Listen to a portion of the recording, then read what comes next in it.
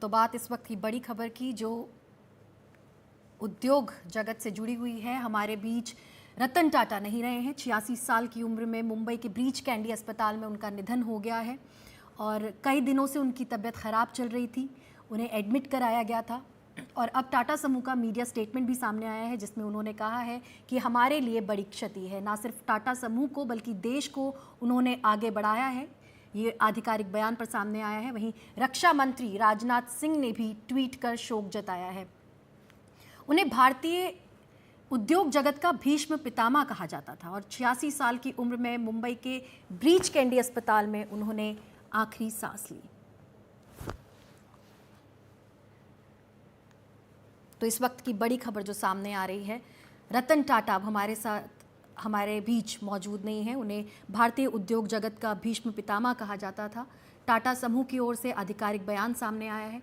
उन्होंने कहा है ये हमारे लिए बहुत बड़ी क्षति है और 2 दिन पहले ही उन्हें ब्रीच कैंडी अस्पताल में भर्ती कराया गया था। हालांकि उन्होंने ये कहा कि ये सिर्फ एक रूटीन चेकअप के लिए है। एक्स में उन्होंने पोस्ट भी किया, लेकिन अब ये खबर सामने आ रही है कि वो हमारे बीच नहीं है।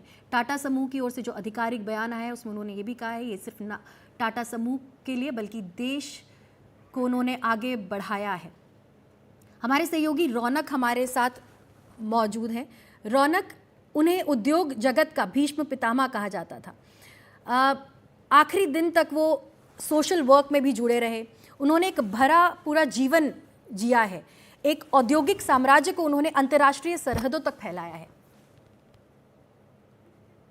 ये कहा जा सकता है और मैं आपको बता दूं कि जैसी ये खबर अब धीरे धीरे लोगों तक पहुंचने लगी है तो लोग जो है वो रिएक्ट भी करते दिखाई दे रहे हैं। कुछ देर पहले देश के प्रधानमंत्री नरेंद्र मोदी ने भी एक्स पर अपनी बात रखते हुए रतन टाटा के बारे में लिखा है कि वो बहुत ही विजनरी बिजनेस जो है वो लीडर के तौर पर उन्हें भारत देश ने देखा है और एक एक्स्ट्रा ऑर्डिनरी ह्यूमन बीइंग के तौर पर भी लोगों ने उन्हें देखने का लोगों को मौका मिला है। और मुख्य तौर पर अगर देखें तो देश की सबसे पुरानी और प्रेस्टिजियस कंपनी को लंबे समय तक बतौर चेयरमैन जिस तरह का उनका योगदान रहा है वो बहुत ही सराहनीय रहा है। इस तरह के शब्दों में देश के प्रधानमंत्री नरेंद्र मोदी ने भी अपनी भावनाएं जो है वो यहाँ पर व्यक्त किए। और जिस बात का जिक्र आप कर रहे थे कि रतन टाटा की अगर बात की जाए तो ये निश्चित तौर पर कहा जा सकता है कि जिस तरह का उनका काम न केवल अपनी कंपनी में बल्कि उनके व्यक्तित्व जिस तरह से रहा है उसको देखते हुए भी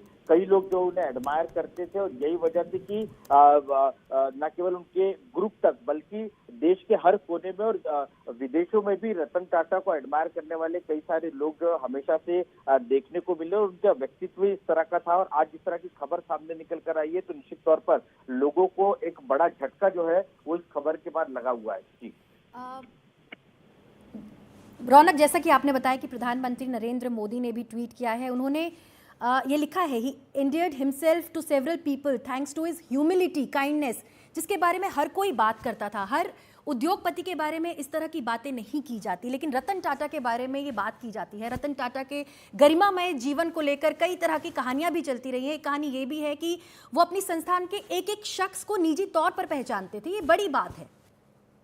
जी देखिए, निश्चित तौर पर ये तो कई बार मैंने भी इस बारे में कई लोगों से, चूंकि मुंबई में रहता हूँ तो कई बार रतन टाटा के कई प्रोग्राम में जाने का मौका मिला तो इस तरह की बातें निश्चित तौर पर मैंने भी सुनी थी कि रतन टाटा से अगर कोई मुलाकात करता है तो वो उनके नाम को भी हमेशा से याद रखते हैं। उनके बारे में जानकारी जुटाने का निश्चित तौर पर उनको एक उनका स्वभाव हुआ करता था। तो ये लोगों को 1 to 1 जोड़ने की एक कोशिश जो है हमेशा से रतन टाटा की रही है। और ग्रुप के लोग भी हमेशा से इस बात का जिक्र करते थे कि हमेशा से उन्हें ऐसा लगता है कि उनका कोई परिवार के सदस्य ही उनसे बात कर रहा हो। तो ये फीलिंग बहुत ही कम लोग में देखने को मिलती है और इसीलिए आज इस तरह की भावनाएं जो है वो देश के प्रधानमंत्री से लेकर उद्योग जगत के कई बड़े लोग जो है वो व्यक्त करते हुए दिख रहे हैं। सभी को रतन टाटा के दुनिया से निकल जाने का दुख जो है वो साफ तौर पर उनके मन में देखने को मिल रहा है और वो भावनाएं कहीं ना कहीं व्यक्त कर रहे हैं। रौनक, जैसे कि हम बात कर रहे थे उनकी आपकी मुलाकात भी हुई, उदार स्वभाव के बारे में आपने उनके बताया कारोबार को लेकर, लेकिन वो एक आक्रामक और अभिनव रणनीति उनके स्वभाव का हिस्सा रही है। उनके रहते हुए टाटा समूह एक राष्ट्रीय उद्योग घराने से आगे बढ़कर एक ग्लोबल कॉरपोरेट हाउस में बदला है। जी देखिए, इस तरह के फैसले समय समय पर जिस तरह से लिए गए और उससे निश्चित तौर पर टाटा समूह की जो इमेज है वो ग्लोबली बहुत ही स्ट्रांग करने की कोशिश की। हमने देखा कि टाटा मोटर्स की तरफ से जब विदेशी कंपनी जैगुआर के साथ एक रोल्स रॉयल्स के साथ एक करार किया गया, जिसकी वजह से भारत में भी इन गाड़ियों की बिक्री जो है वो काफी बढ़ी और उसकी वजह से ग्लोबली कहीं ना कहीं टाटा समूह को पहुंचने में एक बड़ी मदद मिली। तो इस तरह के जो स्ट्रेटेजिक फैसले रतन टाटा ने लिए उसकी वजह से टाटा समूह न केवल देश में बल्कि ग्लोबली भी अपने आप को एक अच्छा ब्रांड जो है उनका स्टैब्लिश करने में उनके लिए काफी कामयाबी जो है वो हासिल हुई।